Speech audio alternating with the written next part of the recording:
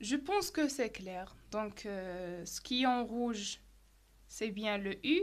Et ça, c'est l'allure de la tension VT1 aux bornes du thyristor 1. Il nous reste que le courant I1. Je vais commencer par le courant et on laisse les calculs à la fin. Donc, c'est mieux de tracer en dessous pour voir les ondes de conduction. Alors,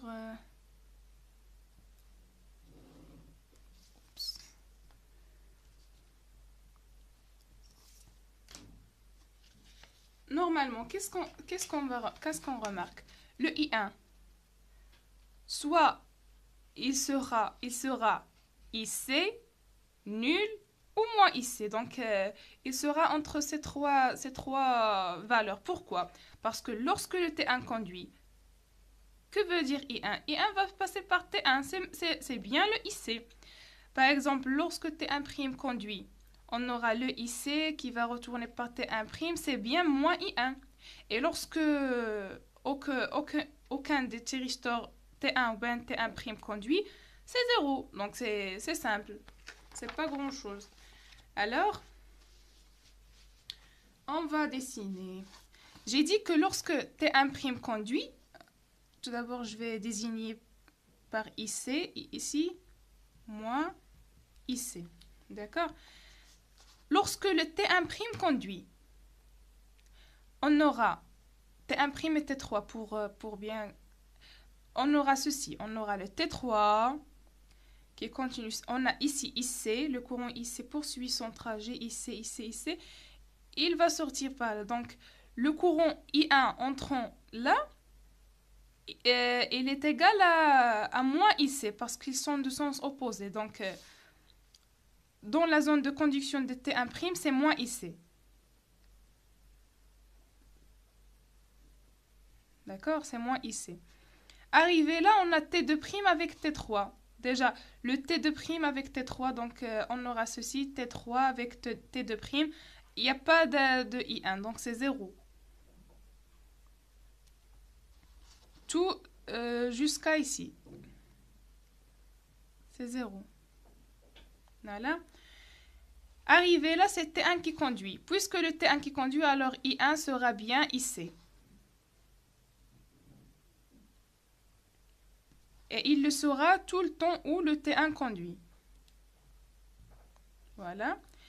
Et si on a le T2 avec T3', ça veut dire qu'on n'a ni T1 ni T1'. Donc c'est 0. Jusqu'à ce point. Arrivé là, on a T2 et T1'.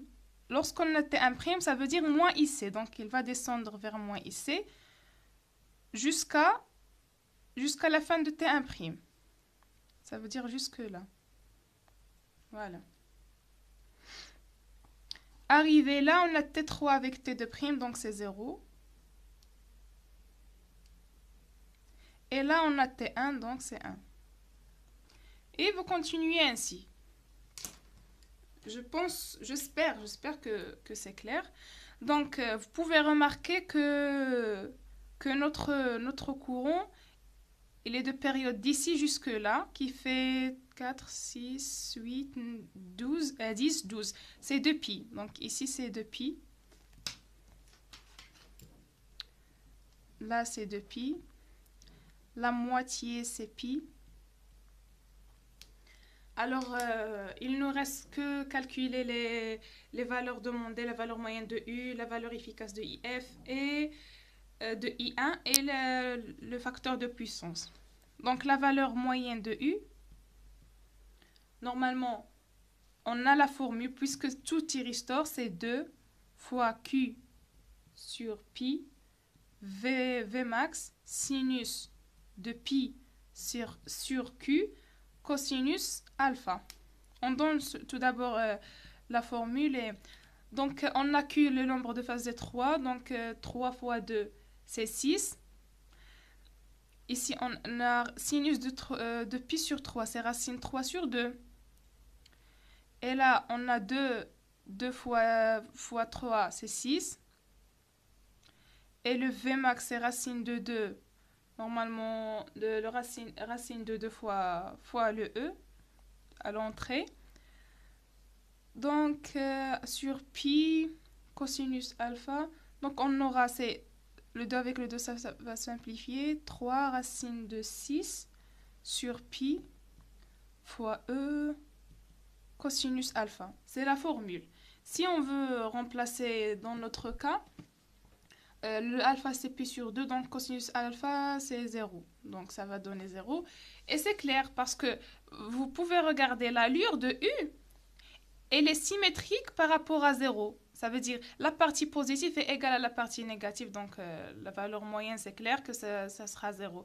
Vous faites toujours attention à l'allure. Si par exemple la partie positive est plus grande, vous devez avoir une valeur moyenne positive. Si le contraire, vous devez avoir une valeur négative. Sinon, dans notre cas, c'est clair que ça va donner 0. Donc, la valeur efficace de I1 efficace, normalement, c'est racine de 1 sur... Dans notre cas, on a dit il est de période de pi, l'intégrale de 0 à 2 pi, et la valeur de I, normalement, dans cet intervalle, I de θ, D de θ. Puisque comme c'est une fonction étagère, donc on va découper les intervalles de 0 à pi sur 3. Mais toujours, on aura ce IC au carré. Donc, ici c'est I1 au carré. On aura toujours ce IC au carré, donc on peut le faire sortir. Parce que soit il est négatif, il sera ici au carré, soit il est positif ici au carré. Le 0, il ne va pas intervenir. Donc, c'est ici au carré sur 2pi. Il suffit de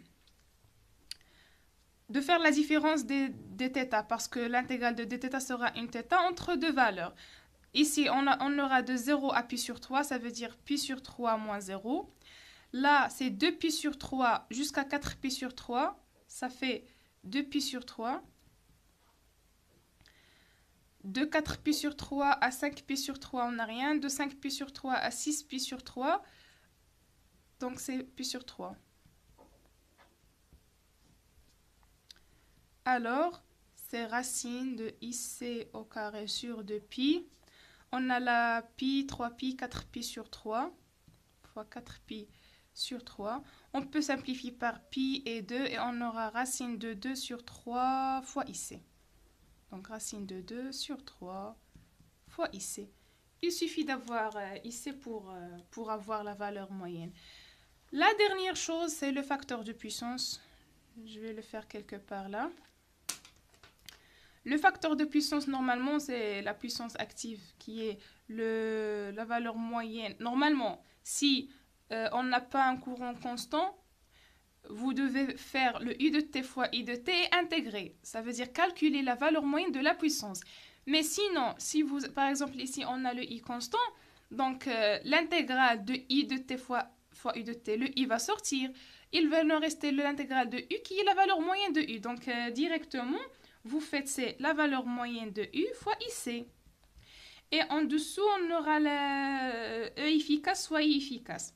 C'est pourquoi on a calculé ce I efficace. Donc, E efficace, c'est E. I efficace, c'est racine 2 sur 3 racines IC. Seulement, vous devez faire attention parce que le facteur de puissance demandé, c'est au secondaire. Et cette E efficace, c'est en ligne. Donc, au secondaire, on doit multiplier par 3. D'accord? Donc, on aura une simplification à ce niveau-là.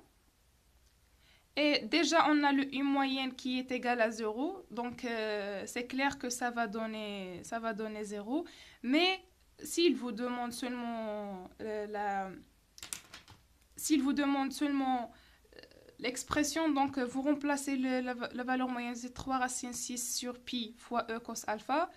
Le E va disparaître avec le E, le IC avec le IC. On aura une simplification et à la fin, on aura le facteur de puissance, c'est 3 sur pi cosinus alpha. Dans ce cas, le alpha c'est pur sur 2, c'est pourquoi le facteur de puissance, ça va donner 0. C'était la vidéo d'aujourd'hui. J'espère que c'était clair.